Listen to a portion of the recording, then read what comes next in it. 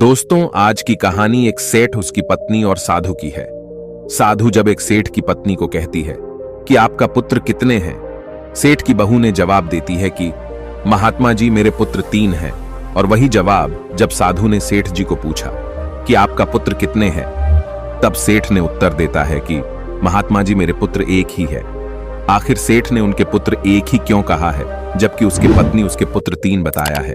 चलिए इस कहानी के माध्यम से जानते हैं कि कौन सही कह रहा है और कौन झूठ कह रहा है। अगर झूठ नहीं कह रहा है तो ऐसा क्यों कहा है कि 3 पुत्र होने के बावजूद 1 पुत्र क्यों कहा है। एक सेठ अपने नगर का सबसे धनी और धार्मिक प्रवृत्ति वाला व्यक्ति था। सेठ के पास अधिक धन संपत्ति थी, किसी चीज की कोई कमी नहीं थी।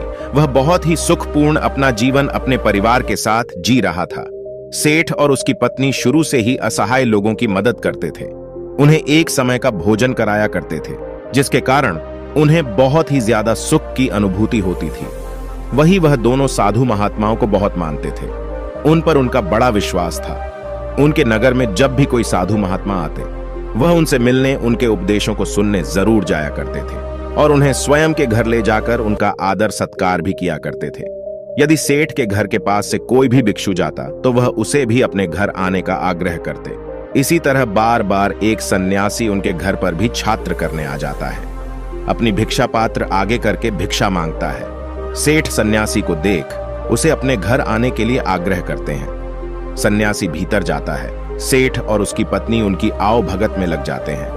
वह दोनों तुरंत उसके बैठने के लिए एक ताकत पर चादर बिछा देते हैं और सन्यासी के हाथ पैर धुलवाकर उसे कुछ विश्राम हेतु कहते हैं और स्वयं उसके भोजन की तैयारी में लग जाते हैं। तभी सेठ की पत्नी कुछ सामान लेने के लिए कहती है। सेठ बाहर चला जाता है, यहां उसकी पत्नी भोजन बनाने में लग जाती है। कुछ देर बाद सेठ की पत्नी जाकर सन्यासी को भोजन परोसने लगती है। सन्यासी भोजन ग्रहण करने लगता है। सन्यासी सेठ के घर के शांत वातावरण और उसके घर का स्नेह देखकर उसकी पत्नी से बड़ी ही विनम्रता से पूछता है कि माता, आपके परिवार में कौन कौन है। यह सुनकर सेठ की पत्नी कहती है, मैं, मेरे पति और मेरे 3 बेटे। यह सुन सन्यासी आगे कहता है कि तुम्हारे पति क्या करते हैं, कितना कमा लेते हैं। यह सुन सेठ की पत्नी कहती है कि हमारे पास धन की कोई कमी नहीं है, हमारे पास तो अपार धन संपत्ति है। यह सुन सन्यासी आगे कोई प्रश्न नहीं करता। तभी सेठ घर वापस आ जाता है। वह फिर पत्नी के साथ सन्यासी को भोजन परोसने लगता है। वह सन्यासी के लिए बाहर से कई तरह की मिठाई भी लेकर आता है। भोजन ग्रहण करने के बाद सन्यासी जाने के लिए तैयार हो जाता है। वह सेठ और उसकी पत्नी की स्वयं के इस आदर सत्कार के लिए आभार प्रकट करता है और जाने के लिए वह निकलते हैं। सेठ सन्यासी से कहता है कि वह उसे कुछ दूरी तक छोड़ देगा। दोनों मार्ग के लिए निकल जाते हैं। मार्ग में सेठ सन्यासी से बात करते हुए जा रहा था। तभी सन्यासी सेठ से कहता है कि आपका जो 3 पुत्र है, तीनों ही आपकी देखभाल अच्छे से करते होंगे। यह सुन सेठ कहता है कि नहीं मुनिवर, मेरी केवल 1 ही संतान है।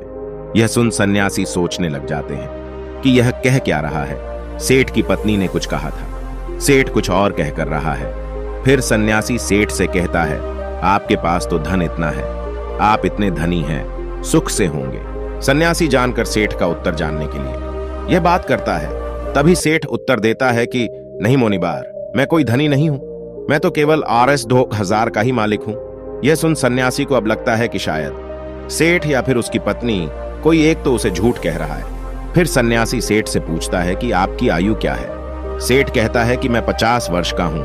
यह सुन सन्यासी को लगता है यह तो सेठ एक वृद्ध है, इसकी आयु तो 50 से काम नहीं लगता है।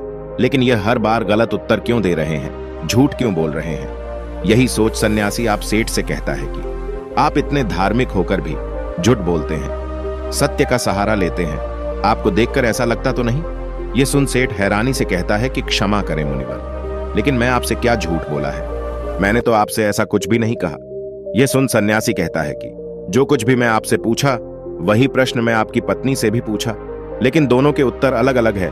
यह सुन सेठ कहता है कि कैसा प्रश्न मुनिवार। तब सन्यासी कहता है, मैंने आपकी पत्नी से पूछा था कि उनके घर में कौन कौन है, तो उन्होंने कहा कि आप दोनों के अलावा आपके 3 पुत्र हैं, लेकिन आप कहते हैं कि आपकी केवल 1 ही संतान है। जब मैं आपसे धन के बारे में पूछा कि कितना है, तो आपकी पत्नी ने बताया कि आपके पास बहुत धन है, आप इस नगर के सबसे धनी लोगों में से एक है और आप कहते हैं कि आप बस 20,000 के ही मालिक हैं।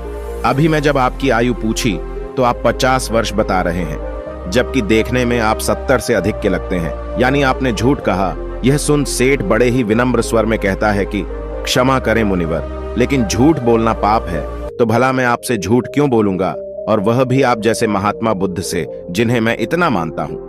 ना तो मैंने कोई आपसे झूठ कहा, ना मेरी पत्नी ने, हमने तो बस सत्य बताया है। यह सुन सन्यासी कहता है कि लेकिन आप दोनों के सत्य अलग अलग क्यों हैं? सेठ कहता है कि यह सत्य है कि मेरे 3 पुत्र हैं, लेकिन जो मेरी आज्ञा का पालन करता है वह केवल मेरा एक ही पुत्र है। बाकी दोनों को अपने माता पिता से कोई मतलब नहीं है। जो कुसंग में रहता है वह मेरा अपना कैसे? इसलिए मेरे लिए मेरी एक ही संतान है।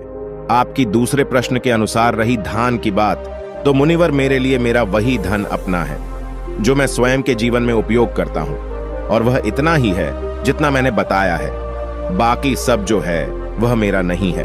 उसमें से कुछ मैं असहाय लोगों की, जरूरतमंदों की मैं मदद कर देता हूं, तो कुछ मेरी इस देश को त्यागने के बाद मेरे सभी सही संबंधी ले जाएंगे। संबंधी ले जाएंगे तो उस पर मेरा कैसा अधिकार?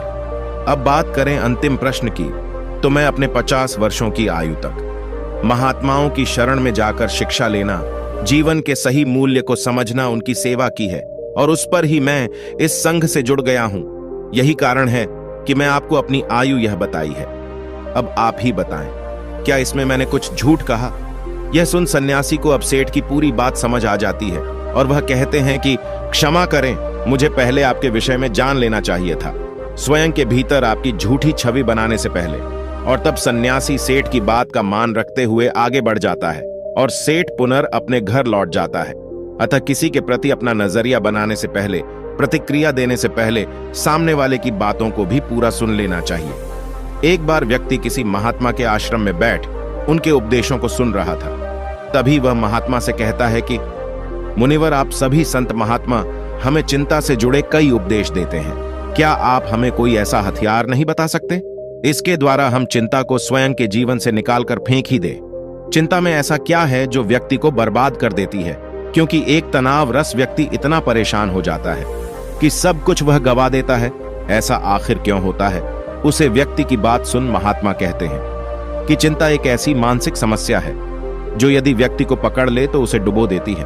उसे केवल स्वयं से मुक्त कर ही आप सुखी रह सकते हैं, और यह तब होता है जब आप स्वयं को मजबूत कर लें। आपको केवल बस यह समझना है कि कैसी भी हो, हमें उस समय तनाव में नहीं आना है, घबराना नहीं है, बल्कि स्वयं को भीतर से मजबूत रखना है। अपने भीतर होश ला रखे तो कोई चिंता आपका कुछ नहीं बिगाड़ सकती। यह सुन व्यक्ति कहता है कि किंतु ऐसा होता है क्यों? क्यों एक छोटी सी चिंता भी हमारे मुख की हंसी को छीन लेती है? महात्मा कहते हैं कि आपको एक छोटी सी कहानी सुनाता हूं, ध्यान से एकाग्र होकर सुनना। एक बार पिता ने अपने पुत्र को काफी परेशान और निराशा देखा। वह प्रतिदिन उसे यूं ही देखे, वह उसे देख समझ गए थे कि कोई बात अवश्य है जो उसके पुत्र को भीतर से परेशान किए हुए हैं। पिता ने कई बार पुत्र से यह पूछना चाहा कि वह किस चिंता में है, लेकिन पुत्र हर बार यह दिखाता कि कुछ नहीं हुआ और वह वहां से चला जाता। पुत्र के इस व्यवहार से पिता को यह विश्वास हो गया था कि अवश्य कोई बात है, चिंता है जो उसे भीतर से खाई जा रही है, लेकिन वह बता नहीं रहा है। तब पिता ने एक दिन पुत्र को अपने पास बुलाया और उसे समझाते हुए कहा कि जीवन में हम कितनी भी सफलता क्यों ना कर लें, लेकिन यदि हमारे भीतर चिंता या तनाव ने घर कर लिया तो यह हमारे उन्नति के बीच एक वादा बनकर आ जाती है। चिंता व्यक्ति को आगे बढ़ने नहीं देती, उसके भीतर कई सारी नकारात्मकता को भर देती है। चिंता बहुत ही भयानक होती है, यह सुखी समृद्ध घर को भी तबाह कर देती है। फिर कहता है, कहना क्या चाहते हैं पिताजी, मैं समझ नहीं पा रहा हूं। तब पिता पुत्र को लेकर एक जंगल की तरफ चले जाते हैं और वहां पहुंच पुत्र से कहते हैं कि यह पेड़ जो तुम देख रहे हो, यह कई वर्ष पुराना है। यह मेरे पिता के पिता के पिता यानी कि 3 पीढ़ी से भी ज्यादा पुराना पेड़ है और आज भी बाहर से उतना ही मजबूत है जितना पहले था। चाहे कितनी भी आंधी तूफान वर्षा क्यों ना आ जाए, इस वृक्ष को हिला तक नहीं पाई है। यही नहीं, इस पर न जाने आज तक कितने पेड़ भी टूटकर गिर गए हैं, बिजली गिर गई है, लेकिन यह पेड़ फिर भी नहीं गिरा, वहीं पर खड़ा है पूरी मजबूती के साथ। यह सब सुन पुत्र पिता से कहता है कि लेकिन यह सब आप मुझसे क्यों कह रहे हैं। तब पिता आगे उसे कहते हैं कि यहां मेरे पीछे की तरफ आओ, कुछ दिखाता हूं। यह सुन पुत्र पिता के साथ उस पेड़ के पीछे जाता है और कहता है कि यह पेड़ के पीछे दिमाग देख रहे हो। पुत्र कहता है कि हां। पिता कहते हैं कि इसी दीमक ने भीतर से इसकी छालों को पूरी तरह उतार दिया है और बाहर की तरफ पूरी तरह यह खराब हो गया है। यह सब सन पुत्र अब की बार भड़क जाता है और कहता है, लेकिन आप कहना क्या चाहते हैं? मुझे यह सब क्यों बता रहे हैं? भला इन पेड़ों के बारे में जानकर क्या करूंगा? पुत्र को यूं क्रोध में देख पिता कहते हैं कि शांत हो जाओ, तुम्हें सही तरह से बात समझने के लिए मैं यह सब कह रहा हूं। यह सुन पुत्र कहता है कि लेकिन आप समझना क्या चाहते हैं और क्यों?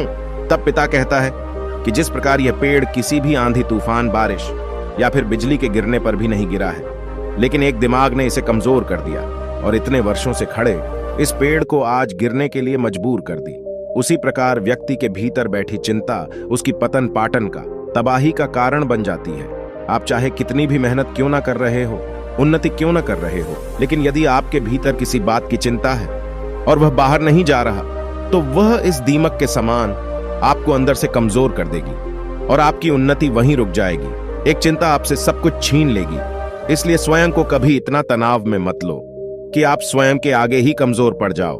पिता की यह सब बात सुन पुत्र कहता है, लेकिन यह सब जानकर कोई थोड़ी करता है। स्थिति ऐसी हो जाती है। तब पिता आगे कहते हैं कि स्थिति चाहे कैसी भी हो, चिंता करने से, तनाव में आने से क्या वह सही हो जाएगी? नहीं। चिंता करना, परेशान हो जाना किसी भी समस्या का हाल बिल्कुल नहीं है। जब आपको कोई मार्ग ना दिखे तो कुछ समय के लिए शांत होकर एक जगह बैठ जाओ, खुद को समय दो और फिर सोचो कि किस तरह इस कठिन समय से निकला जाए। कोई भी समस्या इतनी भी बड़ी नहीं होती कि उसका हाल ना हो। हर समस्या अपने साथ हाल लेकर आती है। तुम्हारी समस्या का भी होगा, बस जरूरत है तो कठिन समय में स्वयं को साहसी बनाने की। पिता की इस बात को सुन पुत्र को उनकी हर बात का सही अर्थ समझ आ जाता है कि वह उसे कहना क्या चाह रहे हैं। इस कहानी को पूरा करके महात्मा कहते हैं, क्या अब तुम समझे कि एक छोटी सी चिंता भी आपके जीवन को कितना प्रभावित करती है? यह सुन व्यक्ति कहता है कि जी मुनिवर। महात्मा आगे कहते हैं कि चिंता, दुख, तनाव सब हमें कमजोर करते हैं। हमें इन्हें स्वयं के जीवन से पूरी तरह त्याग देना चाहिए और जो ऐसा कर लेते हैं वह स्वयं जीवन में सदैव खुश रहते हैं। जीवन में परिस्थिति चाहे कोई भी हो, समय कभी एक सा नहीं होता, हमेशा बदलता है। बस अपने सुख के पल को स्मरण करके उसे दुख में हथियार बना लो। यह चिंता कुछ नहीं बिगाड़ पाएगा, लेकिन यदि इस चिंता में आप गिर गए तो कभी भी उन्नति नहीं कर पाओगे। इसलिए कभी व्यक्ति को व्यर्थ की चिंता में नहीं आना चाहिए। जो वर्तमान में हो रहा है उस पर ध्यान दें, अपना काम करें, बाकी सब छोड़ दें और धैर्य रखें। यह समय भी कब निकल जाएगा आपको पता ही नहीं चलेगा। महात्मा की बात सुन व्यक्ति को उसके प्रश्न का सही उत्तर मिल जाता है और वह गुरु को प्रणाम कर वहां से चला जाता है। अतः चिंता व्यक्ति के जीवन की सभी खुशियां, सुख, समृद्धि छीन लेती है। इसलिए व्यर्थ में इन सब में नहीं पड़ना चाहिए। स्वयं को चिंता मुक्त रखें, तभी आप जीवन में खुश रह सकते हैं। आशा करते हैं यह बात आप समझे होंगे। तो दोस्तों, आज के वीडियो में बस इतना ही उम्मीद है आपको यह वीडियो पसंद आई होगी। अगर पसंद आई होगी तो वीडियो को एक लाइक करना मत भूलिए। अगर इसी तरह की स्टोरी के वीडियो सुनना पसंद करते हैं तो मेरे इस चैनल को सब्सक्राइब कर दीजिए, और अगर चैनल में नहीं हो तो चैनल को सब्सक्राइब कर दीजिए। मैं मिलती हूँ अगली वीडियो में, तब तक के लिए धन्यवाद।